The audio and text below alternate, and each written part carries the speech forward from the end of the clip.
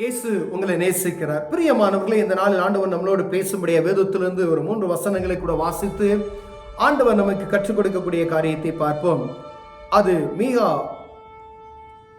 எழுதின புஸ்தகம் 7வது அதிகாரம் 2, 3, 4 வசனங்கள் எப்படியாக சொல்லுகிறது.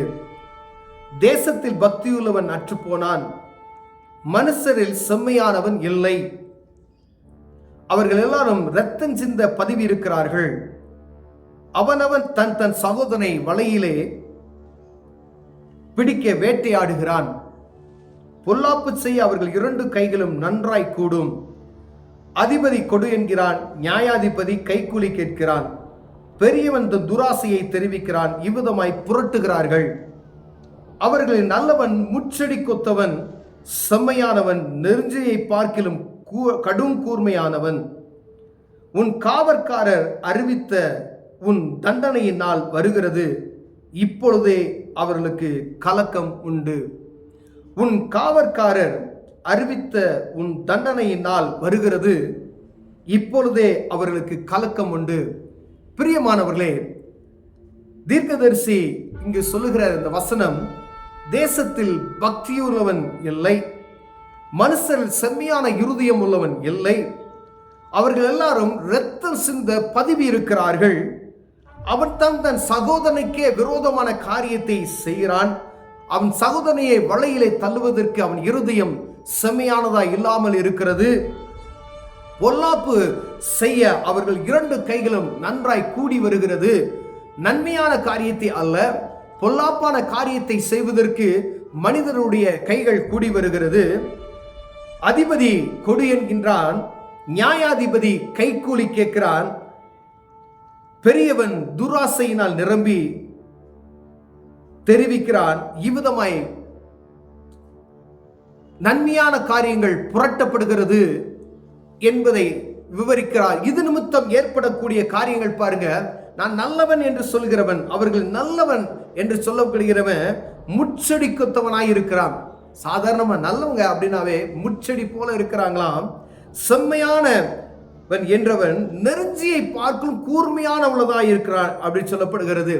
நல்லவன் என்று சொல்லுகிறவனை முச்செடி போல இருக்கிறானா?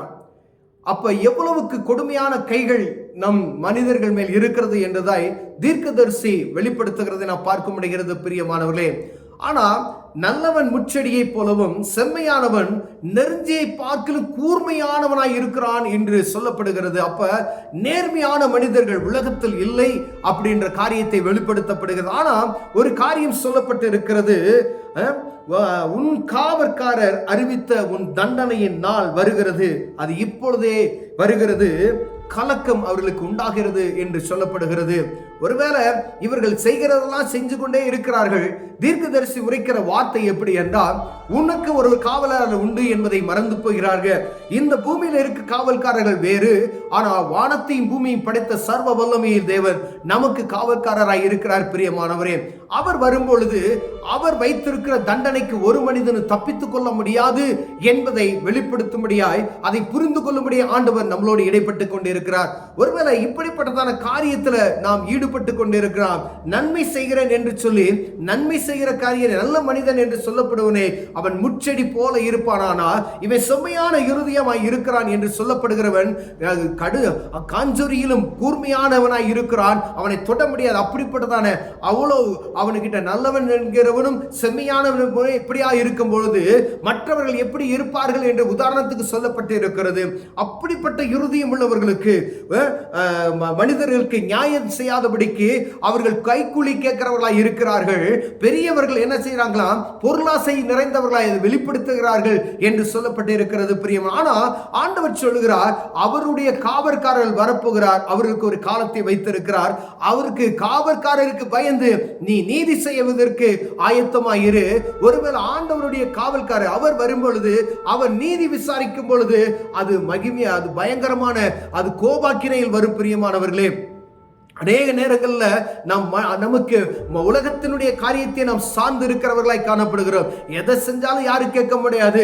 அரசாங்கத்தை ஏமாத்தி விடலாம். பலவிதமான எந்த மனிதனையும் எனக்கு மீறின ஒரு மனிதன் இல்லை, நான் பலபலம் கொண்டவன், நான் எனக்கு ஆள் பலம் இருக்கிறது, எவரும் என்னை ஒன்றும் செய்ய முடியாத பெருமிதத்தோடு நாம் இருப்போமேனால் அப்படிப்பட்டவர்களை பார்த்து ஆண்டவர் சொல்லுகிறார், ஆண்டவர் பிள்ளைகள் இப்படிப்பட்டதான காரியத்தில் நீங்கள் இருப்பீர்கள், ஆனால் ஆண்டவருக்கு பயந்து நடக்கிற இருதயம் உங்களுக்குள் இல்லாது இருக்குமானால் ஆண்டவருடைய சத்தம் கேட்கப்படுகிற இந்த துணியை நீங்கள் புரிந்து கொள்ளும்படி ஆண்டவர் உங்களோடு இடைப்பட்டுக் கொண்டு இருக்கிறார்.